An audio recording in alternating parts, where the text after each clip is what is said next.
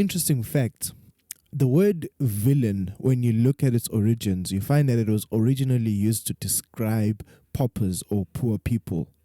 Very interesting, because what that means is Uguti, oftentimes the villain becomes the one whose story is not heard, or the one whose perspective is not understood. Exactly. Oftentimes, not all the time. Yeah, but I'm not why Ishonjala, because I don't want to come across as saying Wuti like the world is good, everyone is good. No, people are well capable of having not so good intentions or outright bad intentions. Yeah, but more often than not, the people with bad intentions get away with it, and the ones with good intentions are misunderstood as having bad intentions.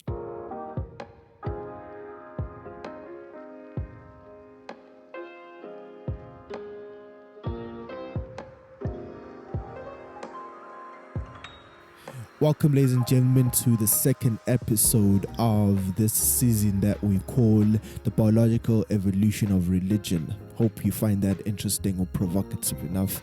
And what we'll be looking at, mind you, is, or at least in this episode, is what I call the Tree of Life. And this will basically trace the origins of everything, starting from the Big Bang until, we can say until now. I just want us to get into explaining just some basic biological classification, so that we move together as we explain the story of everything. It's with important terms. Now, one of the generally accepted classification systems for life divided into three domains, namely the prokaryotes, the archaea bacteria, and the eukaryotes. The prokaryotes and archaea bacteria are both bacteria, and then most of the life forms that are visible to our naked eye or our senses belong to the eukaryote domain. But remember, from the previous episode, we spoke about Tuguti. The visibility of eukaryotes should not necessarily be taken to indicate that they are dominant. Now, this eukaryote domain is further divided into four kingdoms, namely the protists, the plants, the animals, and the fungi. And in Sinage, we fall under animals.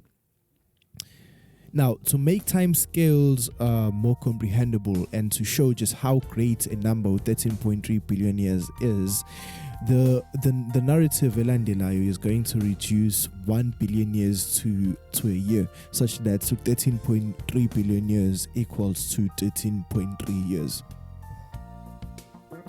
Dum. Okay, so it all started about 13.5 years ago, before the birth of the first subatomic particle, when something incredibly, and by incredibly I mean infinitely, small, dense, and hot. How hot? Almost as hot as 100 billion degrees hot. That's how hot. I hope I mentioned 5 millions. Yes, because that's how hot it was. Million. Yeah. Okay. And then this thing that was so hot began to expand faster than the speed of light, and then boom, it was the first 100th of a second. It's crazy, hey? And so by the end of the first instance, this infinitely small, dense, and hot thing had expanded into sizes or magnitudes greater than a galaxy. As the universe expanded, it then began to cool down and made way for the emergence of natural forces that are more familiar to physics. And then after about 300,000 years, elements such as hydrogen and helium began to form. Once there were clouds of these elements, they began to be sculptured into forms which became more complex with time, eventually constituting the first stars, or the first stars, which gradually comprised the first galaxies. These stars would then heat up intensely and form other elements, and then after a short while, they would bend up and explode, and then spew all these new elements all over the mother place. Yeah, what's wrong at all?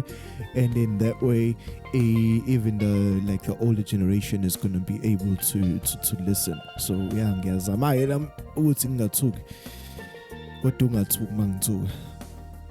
And 9 years later, or 4.5 years ago, the universe was in labor pains once again, as it had been in every instance since that first 100th of a second. But this instance is of particular importance to us because it marks the birth of the sun and solar system that we call home.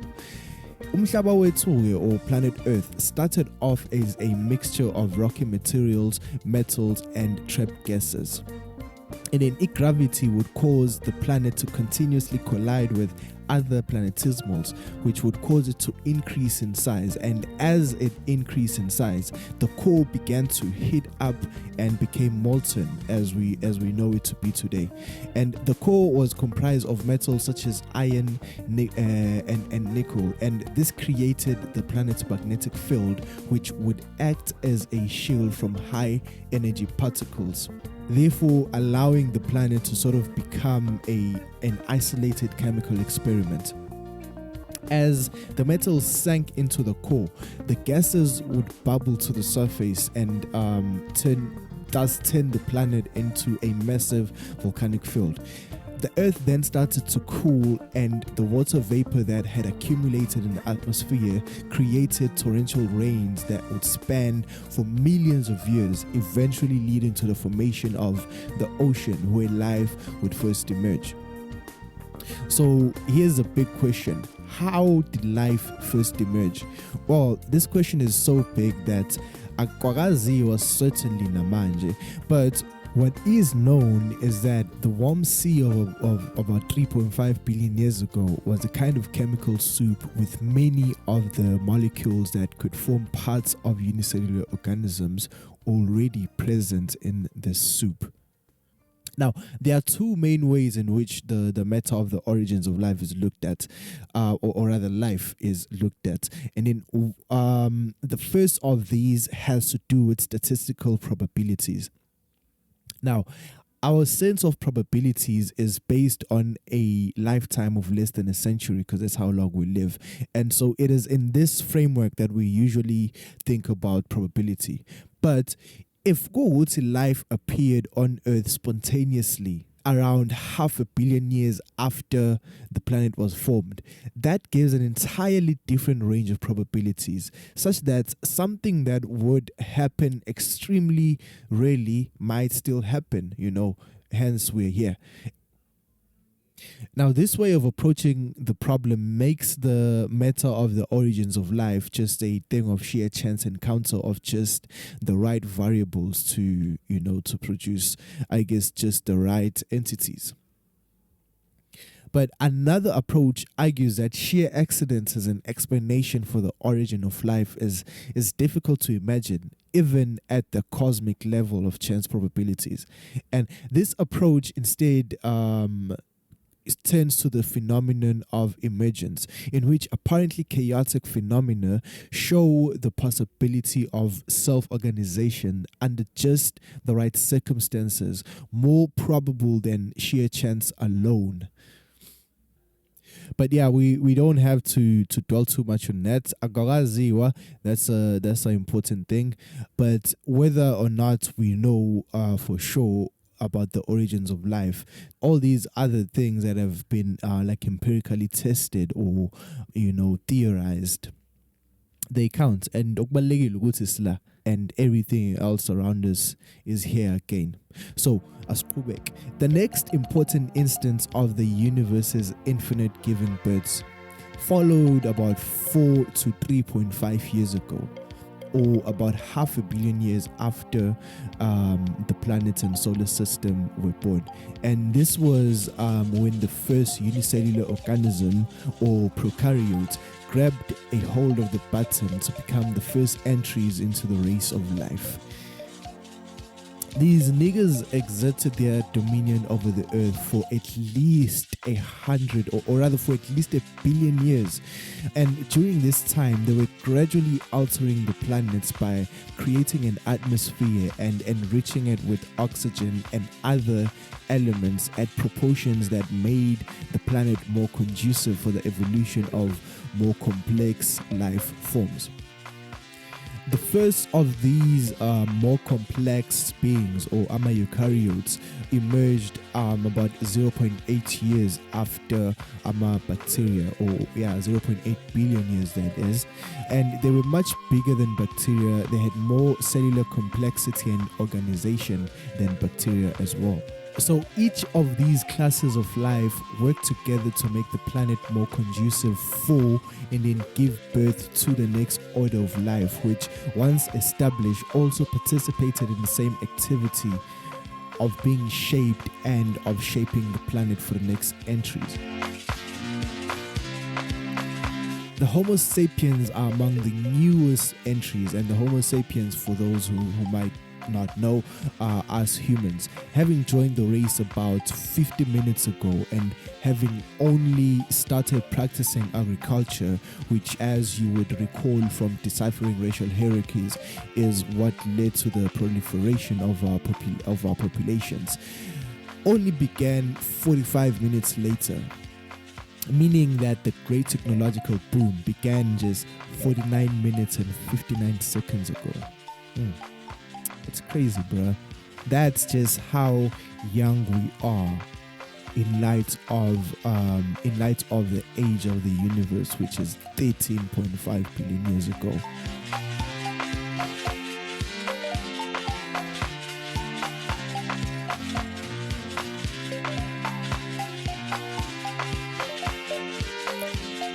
Another interesting fact: the two books that we are using in this series or in this season are Religion Explained by U. Pascal Boyer and Religion and Human Evolution by U. Robert Bellah. U. Pascal Boyer, I think, is an atheist, which I don't have a network right now. I'd be googling it again just to confirm, but yeah, like he's French. He's French, and where he comes from, they don't really like believe in God and stuff like that. And then Robert Bellah is actually Christian. Yes, he's actually Christian, actually very devout Christian.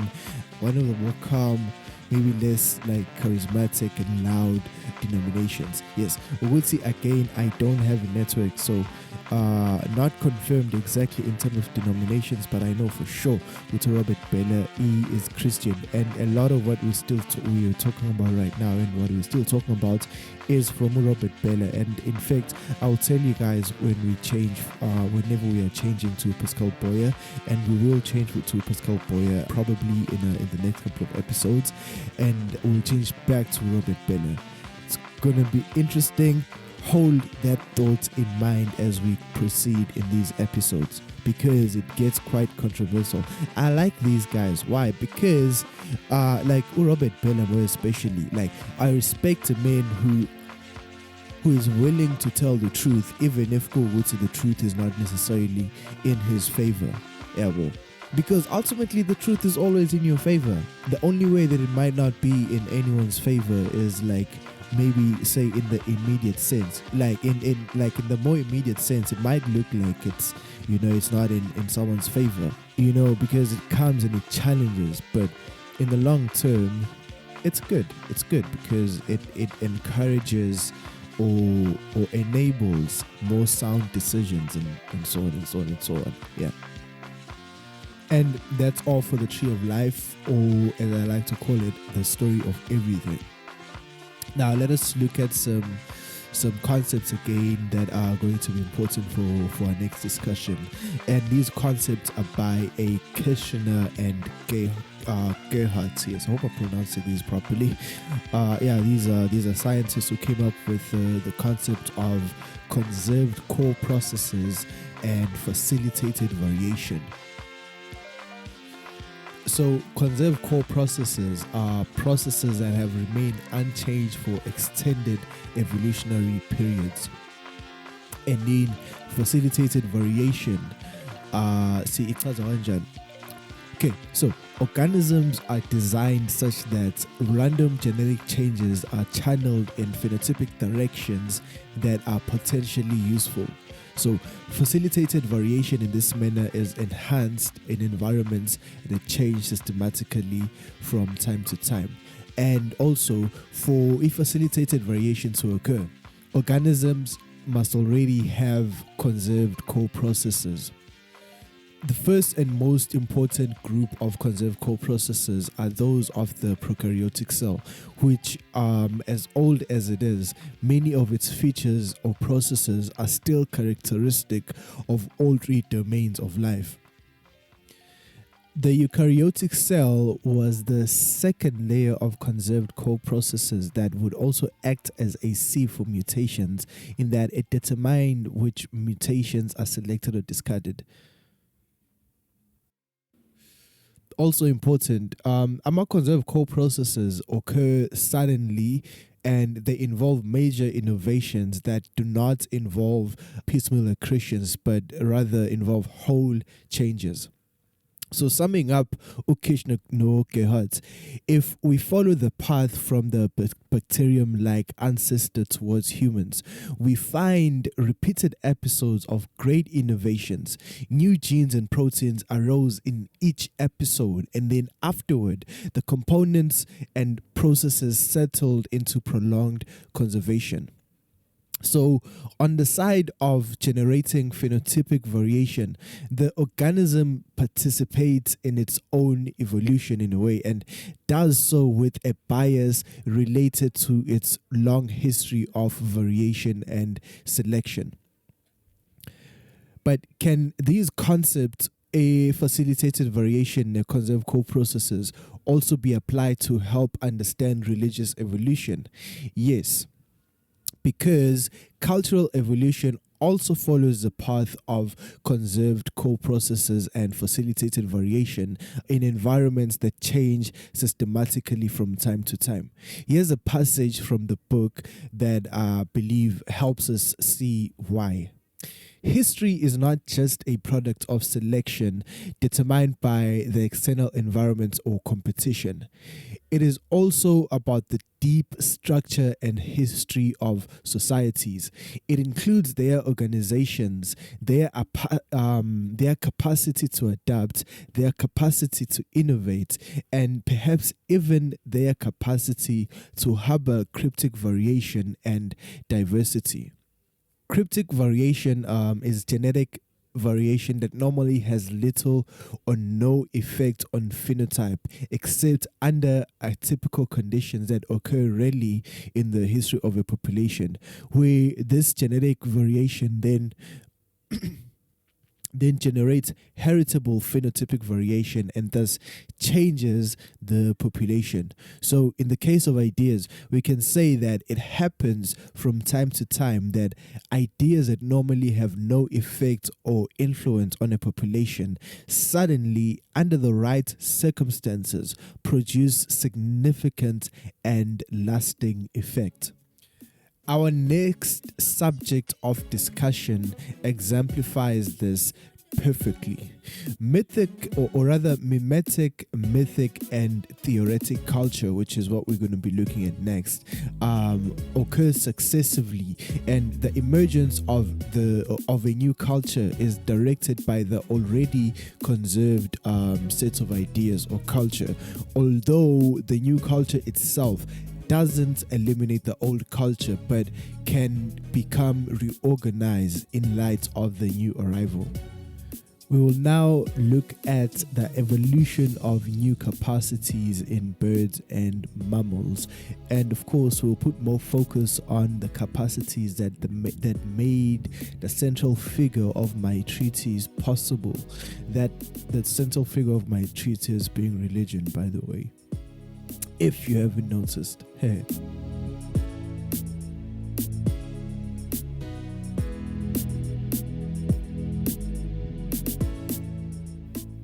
But before we get into it, yeah, I say that a lot, let's get some clarity on something very important. The term evolution is often assumed to mean a progression towards like a progressively greater state. So Darwin and others actually avoided the term.